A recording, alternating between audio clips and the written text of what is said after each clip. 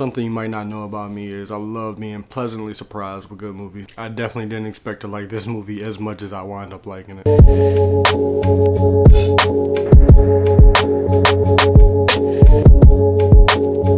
So Beverly Hills Cop Axel F is the fourth movie in the Beverly Hills Cop franchise. I can tell you right now, if you're looking for Beverly Hills Cop knowledge or a brief synopsis on the first three movies, you're out of luck on this channel. It's been a while since I've sat down and watched the last two. Not every single Eddie Murphy movie has been gold. I believe the last Netflix movie with Eddie Murphy was You People. This goes up there with one of his better movies. Put it like this, in a way, Beverly Hills Cop Axel F was the Indiana Jones movie I was looking for in Dial of Destiny, if that's what it was even called. Not that those two movies are the same or anything. Eddie Murphy's comedic timing has never gone away. Out of 10 jokes, there may have been 2 that didn't land, but he's always been good at making movies, and he's always been the best part of the worst movie with Eddie Murphy that you can think of. Even as somebody who's not too familiar with the Beverly Hills Cop franchise, you don't have to go back and watch every single Beverly Hills Cop before you jump into Axel F. It never goes into nostalgia bait. It more feels natural. That would be there, or this person would still be here. Every actor in this movie was on their A game. Jason Gordon-Levitt just blends into any movie, anything you put him in, he's gonna be good. He keeps up with Eddie Murphy when it comes to comedic timing. When you have an actor like Jason Gordon-Levitt, he could pretty much sell anything from action to comedy. Sorry, I had to drop it down a little bit. He was really good in this role.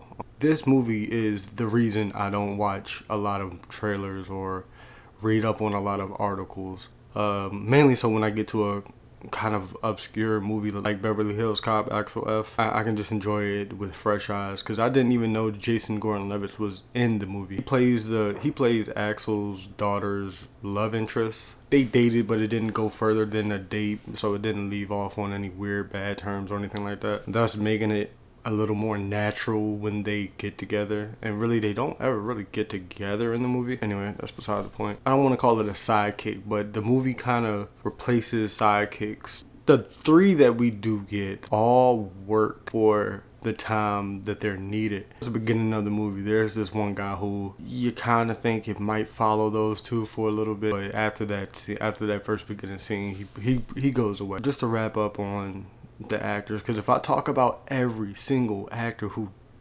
brought their A game, this video is going to be longer than I wanted it to be. But just to name a few: Kevin Bacon, the Chief, both of them, both lieutenants, I believe that's what they were.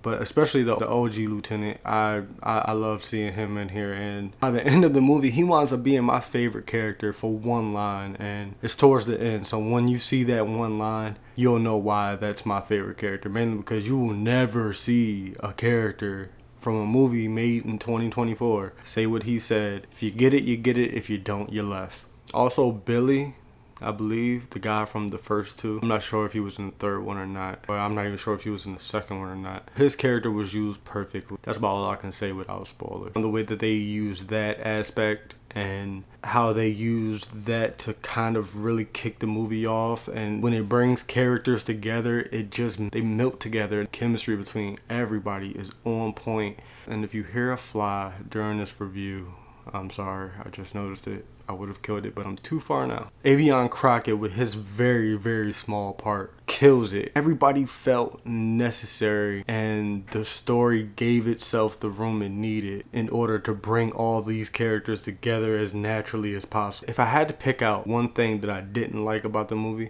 it could have been cut, and that was the part with Serge. I believe his name was Serge.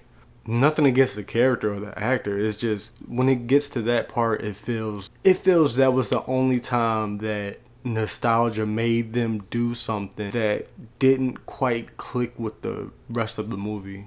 can't go into it right now because it is a spoiler. If they were gonna bring him back, I feel like he's the one character that could have done a little more. But if there was nothing else to do, then I also feel like his part could have been a deleted scene. Other than setting up the area where the final act takes place, it really doesn't do anything else for the movie. If I could change something, it would only be that part. The actress of Jane, I didn't catch her name on the end credit, but the chick who plays Jane, I think her character was well acted.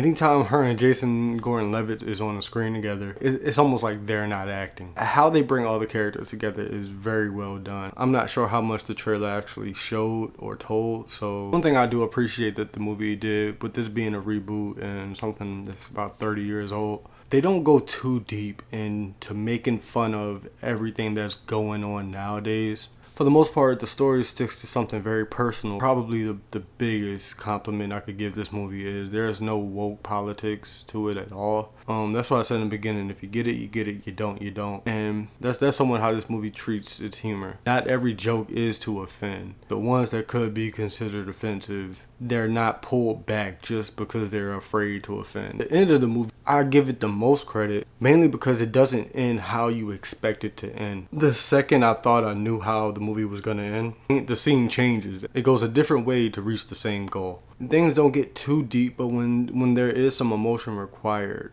I'm just as invested. Eddie Murphy still has it. Still makes great movies. To be honest, I prefer this over anything Kevin Hart has made. I prefer to watch Beverly Hills Cop Axel F over any movie that Kevin Hart has been a part of within the past 10 years. I gotta give it an 8 out of 10. I can't think of anything that ruined the movie for me at all. This movie's better than I believe it's gonna get credit for.